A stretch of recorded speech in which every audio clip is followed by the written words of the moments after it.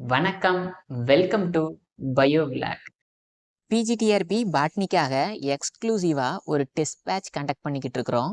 இது உங்களுக்கு தேவைப்படும் அப்படின்னு நினைச்சீங்கன்னா இந்த வீடியோவோட டிஸ்கிரிப்ஷன்லையும் ஃபர்ஸ்ட் கமெண்ட்லையும் நம்மளோட வாட்ஸ்அப் சேனலோட டீட்டெயில் கொடுத்துருக்குறோம்.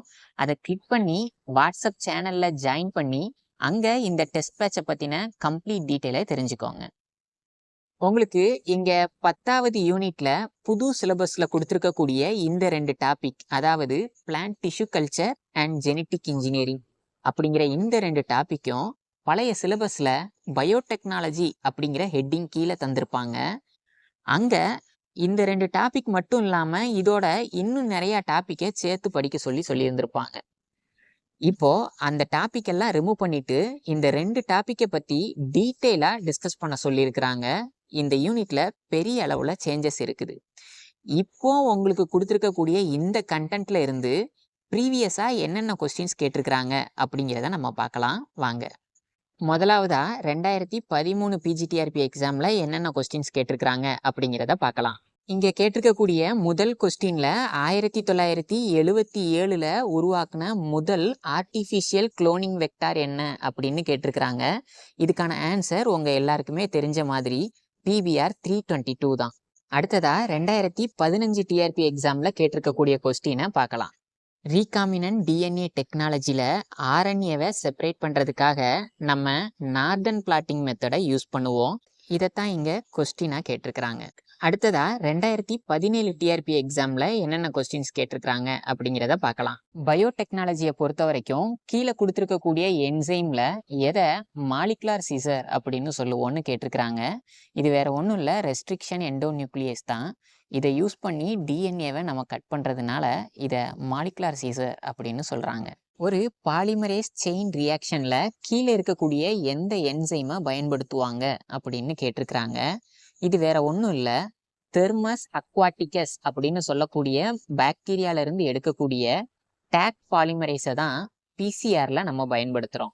கீழே கொடுத்துருக்கிற எந்த மெத்தட்ல ஆன்டிஜென் ஆன்டிபாடி ரியாக்ஷனை யூஸ் பண்ணி புரோட்டீனை டிடெக்ட் பண்ண முடியும் அப்படின்னு கேட்டிருக்கிறாங்க.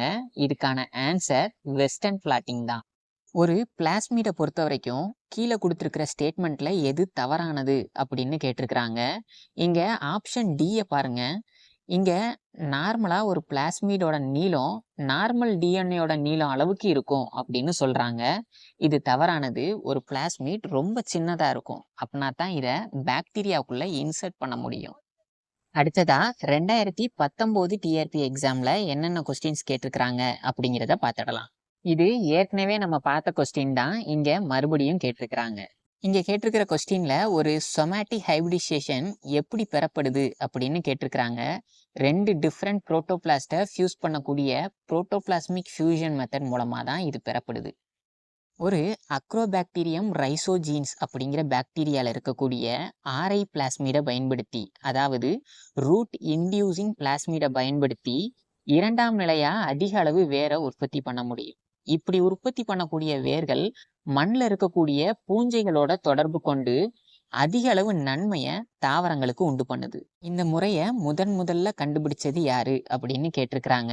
ஸ்மித் மற்றும் வாக்கர் 1981ல இந்த முறையை கண்டுபிடிச்சிருக்கிறாங்க. ஒரு ஹேப்ளாய்டு உயிரினங்களை உருவாக்குறதுனால என்னென்ன நன்மைகள் அப்படின்னு கேட்டிருக்கிறாங்க. இங்க ஆப்ஷன்ல தந்திருக்கிற மாதிரி எல்லா விதங்கள்லையும் இது நமக்கு பயன்படுது.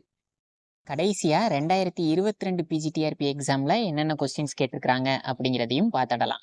கொடுத்திருக்கக்கூடிய எந்த பகுதியில இருந்து ஒரு ஆண்ட்ரோஜெனிக் ஹேப்ளாய்டை உற்பத்தி பண்ண முடியும் அப்படின்னு கேட்டிருக்கிறாங்க. பொதுவா ஒரு ஆண்ட்ரோஜெனிக் ஹேப்ளாய்டு அப்படின்னா மைக்ரோஸ்போர் அல்லது போலன் கிரெயின்ல இருந்து உற்பத்தி பண்ணக்கூடிய தாவரங்களை தான் ஆண்ட்ரோஜெனிக் ஹேப்ளாய்டு அப்படின்னு சொல்றாங்க. ஒரு காம்ப்ளிமெண்ட்ரி டிஎன்ஏவை கீழே இருக்கிற எதை அடிப்படையா வச்சு உருவாக்குவோம் அப்படின்னு கேட்டிருக்கிறாங்க. ஒரு எம்ஆர்என்ஏவை அடிப்படையா வச்சு அதுக்கு காம்ப்ளிமெண்ட்ரியா உருவாக்கக்கூடிய ஸ்ட்ராண்டை தான் நம்ம காம்ப்ளிமெண்ட்ரி டிஎன்ஏ அப்படின்னு சொல்றோம்.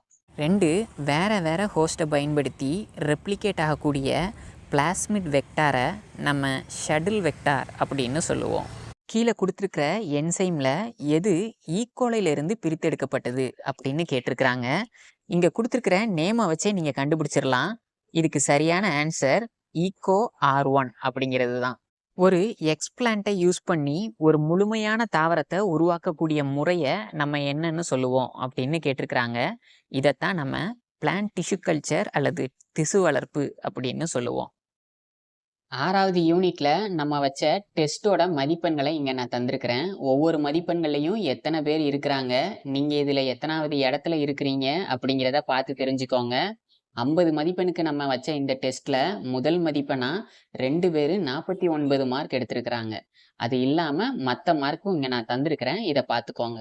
இதுவரைக்கும் இந்த சேனலை சப்ஸ்கிரைப் பண்ணாம நீங்க பார்த்துக்கிட்டு இருந்தீங்கன்னா, தயவு செஞ்சு இந்த சேனலை சப்ஸ்கிரைப் பண்ணிக்கோங்க. இந்த வீடியோ உங்களுக்கு பிடிச்சிருந்தா லைக் பண்ணுங்க. பிஜிடிஆர்பி பாட்னிக்கு படிச்சுக்கிட்டு இருக்கக்கூடிய உங்க நண்பர்களுக்கு இந்த வீடியோவை ஷேர் பண்ணுங்க. Thank you.